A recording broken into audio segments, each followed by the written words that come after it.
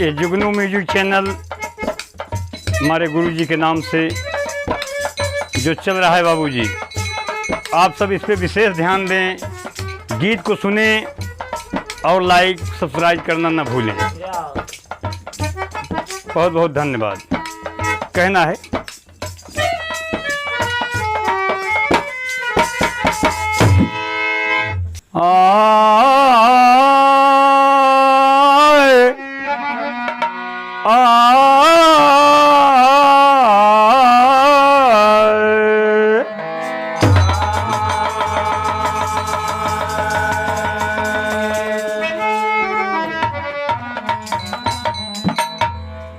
द्रौपदी की साड़ी बाबूजी दुशासन खींच रहा है और अपने भाई मुरली मनोहर को याद करती हैं कि भैया जो हमसे वादा करे रहा, आज वह वादा की जरूरत पड़ गई है।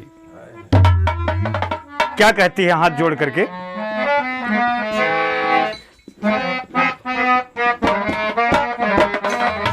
हाँ, द्रौपदी के मंगनवा दैदा,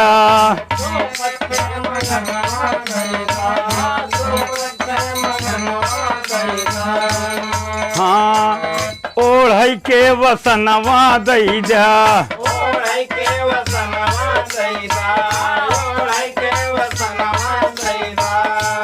हे आवा हे मुरारी हमारा पूरा बरदनवा कैदा, द्रौपद के मंगनवा दैदा, ओढ़ई के वसनवा दैदा।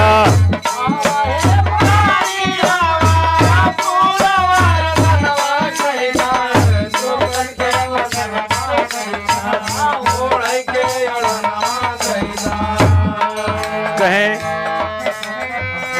हाँ खींचत बाट सरिया देखा, करत तन उघरिया देखा, खींचत बाट सरिया देखा, करत तन उघरिया देखा, खींचत बाट सरिया देखा, करत तन उघरिया देखा। हाँ पांचों पति पांडव बैठे, लागे ना गोहरिया देखा, पांचों पति पांडव बैठे, लागे ना गोहरिया देखा, पांचों पति पांडव बैठे, लागे ना गोहरिया देखा। हो गोकुला के बासियावा, हाँ गोकुला के बासियावा, रहई के सरनवा दैदा, द्रौपद के मंगनवा दैदा, ओढ़ई के वसनवा दैदा। आवा है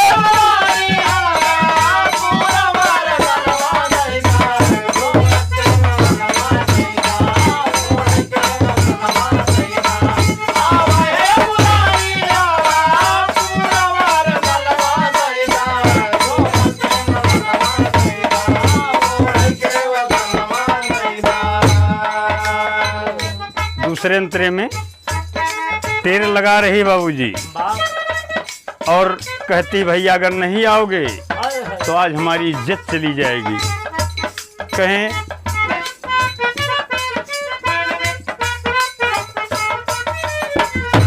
हाँ निसवा सर कन्हैया आवा, बलदाऊ के भैया आवा,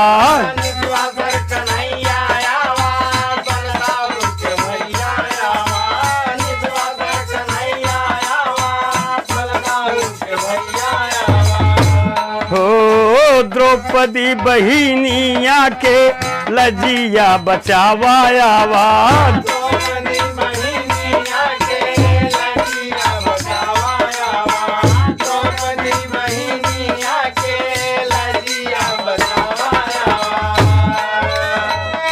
हाँ तोह के बिरनवा जाने, हाँ तोह के बिरनवा जाने, सारा जग जहनवा दैदा, द्रौपद के मंगनवा दैदा, ओढ़ई के वसनवा दैदा। आवा हे मुरारी हमारा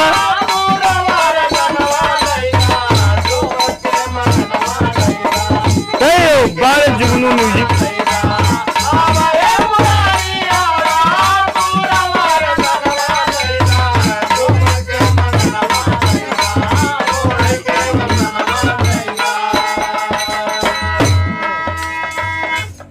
अंतिम में कहना है, हाँ आए बनवारी देखा अमित रूपधारी देखा, आए बनवारी देखा अमित रूपधारी देखा, आए बनवारी देखा अमित रूपधारी देखा।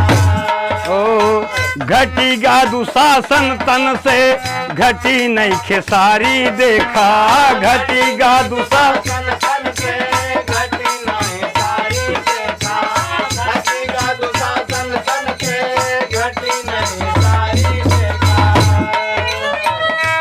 हाँ है दर्द दिनेश के प्रभु जी शरणवा दैदा, द्रौपद के मंगनवा दैदा, ओढ़ के वसनवा दैदा, आवा